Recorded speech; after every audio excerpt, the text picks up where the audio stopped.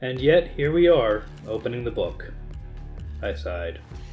I know, and I'm concerned about what happens next, but I think saving all of mankind is worth it. I finished the procedures and the book relaxed. Excerpt and I looked at each other for a moment before turning our attention to the book again. I cracked it open, turned to the first page, and was met with a convoluted mess of sigils and letters from a dozen different scripts, half of which were either extinct or never used by mortals. I quickly flipped through the other pages, finding only more of the same. The only difference was that the markings on some pages were changing and others weren't. I yelled, got up, and started pacing around.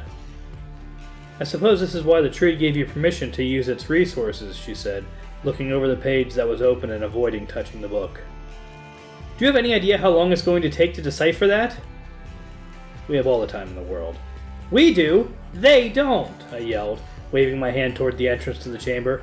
I could probably spend a century working on that and be fine, but if we come out of here at the end of that to find out the Brood had already summoned their dread god and eradicated any remaining good in humanity, what was the point? A year and a day, Yggdrasil said, standing. They walked around the tree to loom over Excerpt and rested a finger next to the book. This is not a parable, priest. This is a legend, and if you work at this problem for a year and a day and do not leave my realm, you will have what you seek. I stopped and scowled, knitting my fingers together behind my head and tapping the claws of my wings together. Fine, I said finally, walking back toward the book. A year and a day.